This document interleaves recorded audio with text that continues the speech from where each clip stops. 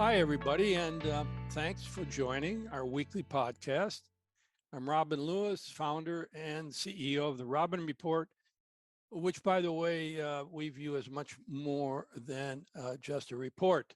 It's really a knowledge platform from which we communicate thought leadership on various strategic topics, yes, through the daily reports, but also these podcasts, webinars, and also hopefully some live events in the future.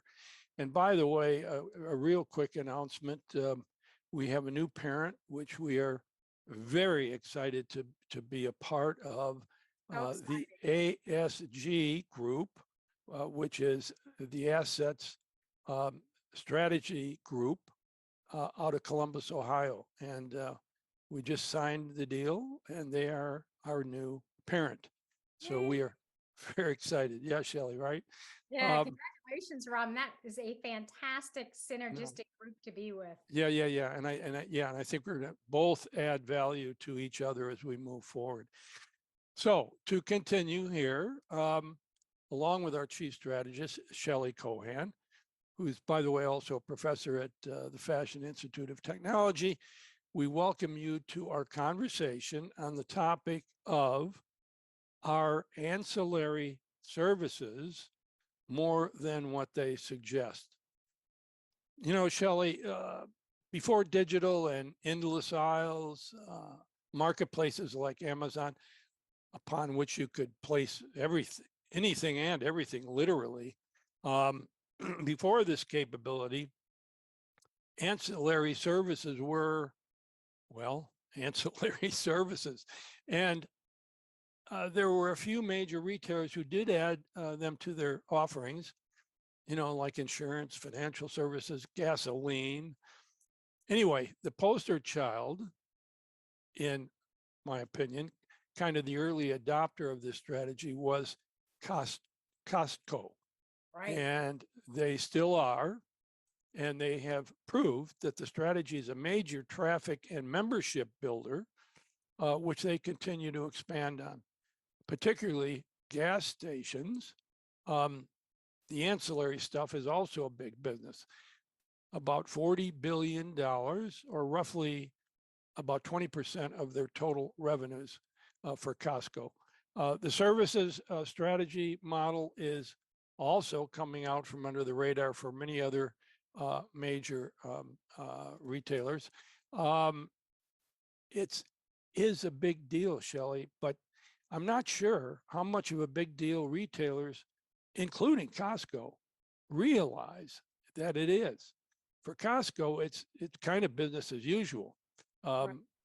My position is that it's one of the key pillars on which old world brick and mortar retailers really can transform their models to gain new customers and increase the visitation rates of existing customers. It's also a strategy that cannot be easily implemented by e-commerce. I mean, think the apocalypse messenger, Amazon. Anyway, the strategy is simply to provide ancillary services. And I say, what? How passive and non-energetic is that description? Right? It's like, oh, by the way, we also have ancillary services, blah, blah, blah. And in reality, it's way bigger than an, oh, by the way. So we want to dig deeper into the logic of the strategy and how it can be a hugely powerful growth engine. In fact, I really do believe that in the long run, it may become a more powerful brand and revenue builder than the stuff sold within the brand's stores. Anyway, but first, Shelley, a quick review of Costco and why it's the poster child for an ancillary services strategy. So here's some context from Costco. They were what some call a cult following. I mean, I can't get enough of Costco, and most of my friends, same thing. Anyway, at the very least, it's an addictive treasure hunt destination that really can't be replicated by others online or offline. I coined the description of their loyal customers as Costco-holics. I love Um, ha, ha, ha. Anyway, Costco carries narrow, highly curated assortments based on local preferences of food and beverages, encompassing dry and packaged foods, alcoholic. By the way, they're the largest wine purveyor in the U.S., and non-alcoholic beverages, snack foods, candy, fresh produce, meat, deli, and bakery. They carry apparel and small appliances. Hard lines include larger appliances, electronics, home improvement merchandise, health and beauty products. And all of these categories are priced lower than Amazon can even match. And Costco is able to maintain their pricing strategy because their members, by the way, nearly 120 million, according to its 2022 annual report, and growing. So their members paying an annual fee of $60, and it's $120 for a premium membership. And 90% rejoin every year. crazy. The membership fees account for 72% of Costco's earnings. I mean, imagine that, Shelley. That's incredible. But that's why Costco's competitive pricing trumps everybody else, Right. Amazon included. I mean, 2022 revenues were about 227 billion, a 15.8% increase from 2021. And Costco turns over its entire inventory 12 times per year, which makes the Costcoholics return faster and more often to get their fix, if you will, an average of 3 times a week. And then there's a luxury surprise of the week, which is the totally unexpected treasure that one might find in an upscale department store. Certainly not in Costco. Surprises like Waterford Crystal, Coach handbags, Omega watches, Andrew Mark, Calvin Klein, Adidas, Chanel, Breitling, and many more are offered at incredibly low prices. Consumers hunt for these surprises, on a weekly basis. And other treasures include electronics, appliances, and other less frequently purchased stuff. Finds at extremely good prices. So the Costco services roll call, and this is a long list, Shelley. I know, might take up our whole podcast. I hope not. Gas stations, pharmacy. And the only reason to list this is to show the magnitude and the scope of what this can be. I mean, gas stations, pharmacies, food courts, hearing aid centers, photo processing centers, travel centers, optical dispensing centers at a majority of its warehouses, budget truck rental, business printing, prescription programs, RV rentals. I'm running out of breath. A mortgage purchase and refinancing, life insurance, dental plans, identification protection, Costco auto program, auto and home insurance, business and personal checks, bottled water delivery, business health insurance, and Costco auto leasing. Whew. Unbelievable. And perhaps the most powerful driver for visitation and new membership are Costco's gas stations. Oh, Costco not only has cheaper gas than other stations it directly competes with, but it's also less expensive than other warehouse club chains. And this alone compels consumers to become members. There are about 567 Costco gas stations connected to their roughly 838 warehouses across the globe, accounting for roughly $9 billion in sales, or about a third of the total revenues of ancillary services. So while Costco is likely not the first retailer to adopt and build a major services business, it may be the largest in terms of revenues. Therefore, I use it as a poster child example for what I believe, Shelley, all retailers and brands should make a strategic priority for synergistic growth. While most of the major retailers provide services, they are in the kind of, oh, by the way, bucket, kind of dormant and under the radar. So I say it's time to shine the light on them, marketing as well as identifying new services that complement and create a synergy, with the DNA of their brands. Robin, you're absolutely right in all of that. I agree. Here's some fun facts about Costco.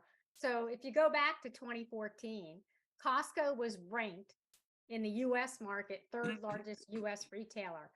Back then they had $111 billion in sales, and Amazon at that time in 2014 was ranked number 9. So barely made the top 10 list at 84 billion. And Walmart had just broke the $500 billion mark at 508 in the number 1 spot. So you fast forward to 2022, US sales ranking. Of course, Walmart's sitting in that number 1 space, but this time they just broke the 600 billion mark, sitting at 611. Costco is still in the number 3 spot, 222 billion. So they've literally doubled where they were in 2014. And Amazon, which was in number 9, now sits at number 2. And this year they broke the 500 billion mark at 5. So what I think is really interesting, and you mentioned their member growth, their members are growing. They grew 9% last year. And so they're adding new services to drive this frequency. And for the first half of 2023, and remember, Robin, their first half year ends in February. They're on a different fiscal calendar, but their revenue was up 7.3% and memberships up another 6%. So, and just to bring a point about, you had mentioned that the net income, that 72% of the profit comes from the membership. I would probably argue that it's more like 54% if you exclude the taxes. So if you look at income before taxes, it's still over half that income. So regardless, it adds 400 billion to the bottom line. You mean 4 billion? Oh, sorry. Yeah, 4 billion to the bottom line. It's crazy, right? Yeah. $4 billion straight to the bottom line. Anyway, and keep in mind that products sold within Costco have a very low margin. They're sitting at less than 11% gross margin. So the more services and partnerships they can add, it just helps that bottom line number. And if you think about this driving repeat visits, you have gas, grocery, these surprise products that you listed earlier. All of that drives frequency metrics, more people coming more often to Costco. Yep. And I do believe fashion retailers can adapt this kind of style of treasure hunt, similar to what Zara's does by bringing in new and exclusive fashions or by expanding their services. And we've been talking about unified commerce, which is this whole idea of meeting the customer in their own shopping journey. And these ancillary services, they do just that. Yeah. Yeah. And one of the biggest examples of quote unquote meeting the customer in their shopping journey is Nordstrom. And I think this is one of the more imaginative examples of services in the legacy retail sector. Nordstrom's local strategy, so it's called Nordstrom Local on the nameplate, of building out small neighborhood locations, roughly 3,000 square feet for services only, no merchandise, which I describe as a triple header in the article that I wrote a few years ago. Personalization, experience, and BOPUS, buy online, pick up in store, is being tested in major urban areas. Nordstrom Local includes online order pickups or returns, free tailoring, shoe and handbag repairs, gift wrapping, and personal stylist assistance, to place online orders while enjoying a manicure and beverage of your choice, sitting in there in Nordstrom local. I know that was a really good article you wrote. I'm not sure in the long run these are going to be successful. And I Yeah. know, Robin, you and I may disagree on this, but these locations should have product in them. Product is what inspires us. Picking up our orders or shopping online with someone while you're sitting in a physical space, that doesn't inspire purchasing. It's merely a convenience. And I question the profitability in that model. And by the way, Nordstrom's has other services in its main stores beyond the obvious alterations. They're in fact, they're the one of few left that have gift wrapping still as a service, beauty services, restaurants, etc. You can even donate used clothing now. That's one of the services they offer, and that really resonates with that younger Yeah. shopper. So they've done a really great job with adding services in the stores for sure. Well, I do get your point, Shelley, about Nordstrom's local, not carrying merchandise. But I think the jury's still out on that. And I know they're still testing all of this stuff. So we don't know. At the end of the day, the fact that there's no merchandise in there really is kind of counterintuitive, but we'll see. And the services they do offer in there, I mean, it's a great marketing tool. And but I don't know. We'll see as they go along. So they meet their customers in their own hometowns or neighborhoods. That's another big deal, I think. So if that isn't kind of the unified commerce we've been talking about, I'm not sure what is. And don't underestimate the human touch of the return centers and having trunk club stylists engage with the consumer right there. So I don't know, Shelley, maybe we agree to disagree on their concept, but at the end of the day, I'm sure we'll find whether that's another test that just exploded. Anyway. Well, listen, Robin, I believe in making returns easier and bringing stylists to the customer. I just question, however, if you really have to have a physical space to do Yeah. this. And when I think about the P&L of that space, I think you can achieve both goals without being hampered with another physical leased space. Yeah, you may be right. Let's talk about another bold move that got a lot of flack when it was announced by Kohl's. Yeah, Shelley, the Kohl's collaboration with Amazon you're talking about, who some say is dancing with the devil in its collaboration with Amazon. Kohl's is rolling out the Amazon shop-in-shop model, to all of its roughly 1,155 stores to accept Amazon returns. The traffic building synergy here is really awesome. I mean, according to some analysts, Kohl's Chicago test of this model spiked comp store sales about 9% versus 1% elsewhere, out of all shoppers who returned Amazon products. 56% were new to Kohl's or customers who hadn't been to the store for nearly a year. So they're really building traffic there. Go ahead. It's unbelievable. Those numbers are really staggering. And to add on to that, Kohl's also now sells Amazon branded products in its stores. So what they've done is they transformed this from a returns depot to really actually selling products in the Kohl's store. So forming more of what I would consider a strategic partnership. Yeah. And as more and more retailers think about adding fees to customer returns, and some of them actually have already done this, so they're charging customers for returns. Now all of a sudden the Kohl's partnership moves from being devil's play to the hidden angel that will help drive traffic to its stores. Well put. Yeah.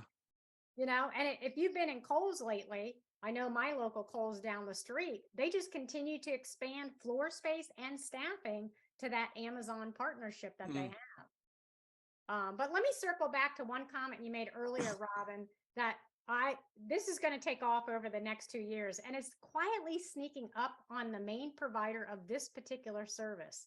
And not a lot of people are talking about it, and that's healthcare. So you Yeah. mentioned Costco having pharmacies, hearing aids, eye care. There's going to be a big move into ancillary services of healthcare. Shelley, yeah, you're absolutely right. And it goes beyond ancillary services and beyond just eyes and ears. Amazon announced earlier this year its acquisition of One Medical for $3.9 billion. They can offer on-demand virtual healthcare services and services in over 125 physical locations. We are talking labs, preventative care, chronic care management, mental health concerns, and remedies, to common illnesses. Well, So, yeah. yeah, I mean, coming off the heels of that big Amazon announcement, I don't think a lot of people really know this. I haven't talked to a lot of my colleagues about it, but Best Buy ventured into hospital at home program. So Yeah. it's leveraging its Geek Squad agents. So its goal is to provide patient education, at home care, and it already has a sophisticated IT infrastructure. It has a strong supply chain, and it has really robust analytics capabilities, Best Buy. So they started selling a year ago these state of the art hearing aids. And they just acquired Current Health, which is a technology company that provides remote patient monitoring. And get this, Robin, Village MD, that's the primary care company that's owned by Walgreens. Oh, yeah. They're going to open 500 full service doctor offices in Walgreens locations. You're kidding me. Unbelievable. I mean, that's a huge move. And, I also read that Walmart health plans is expected to double its footprint of in-store clinics. So there you go. And of course, they have, that 10-year Medicare Advantage deal Right. with one of the largest medical providers, United Health Group, which went into effect in January of this year.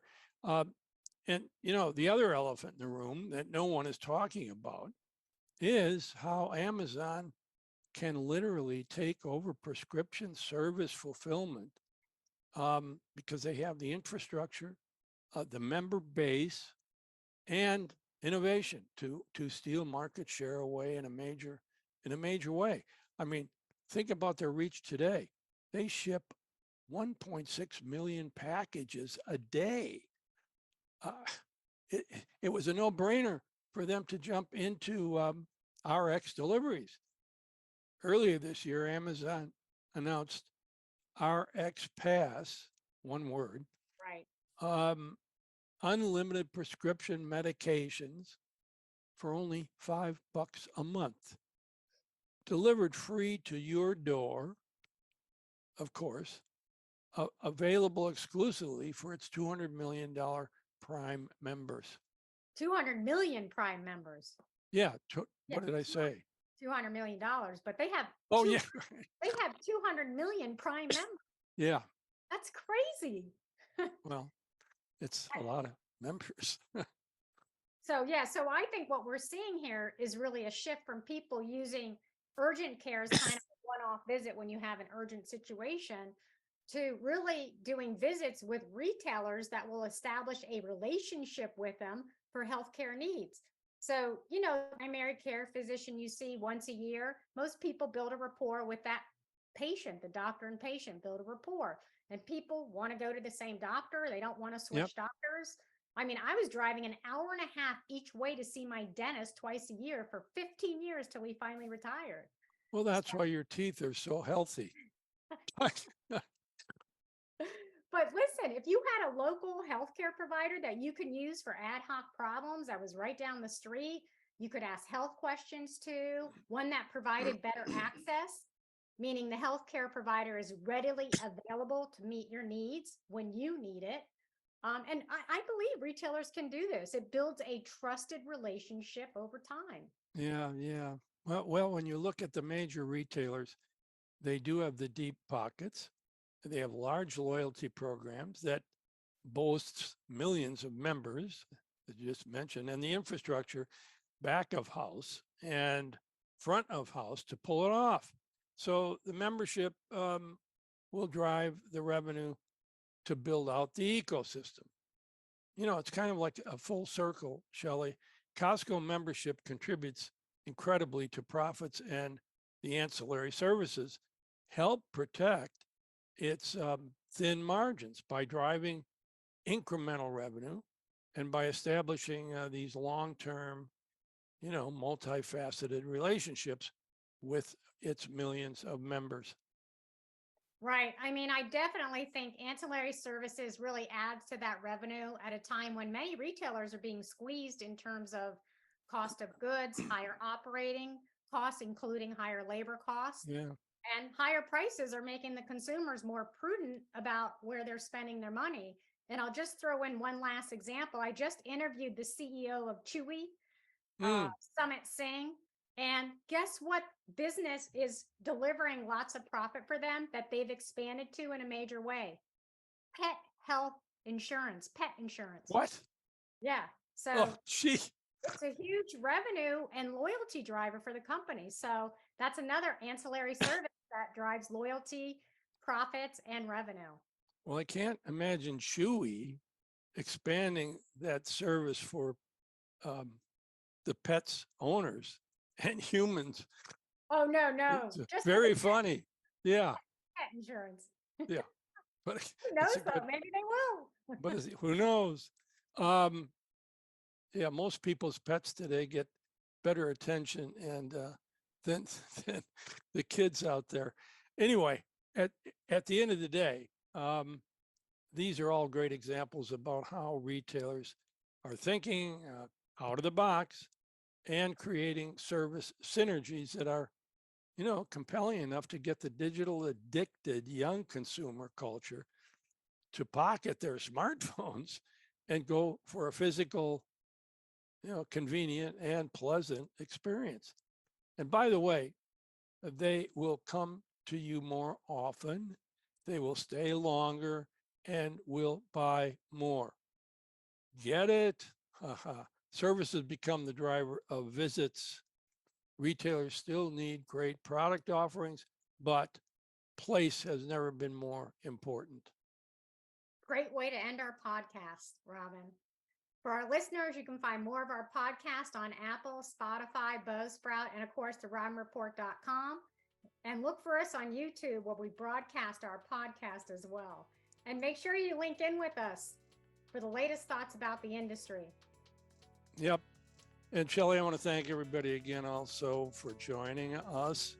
And as I say every week, if any of you have a topic that you would love Shelley and I to cover, just send me an email at robin@therobinreport.com. And thank you very much again. And look up ASG. They are terrific. Anyway, and you'll be hearing more about them and us together. Thanks again.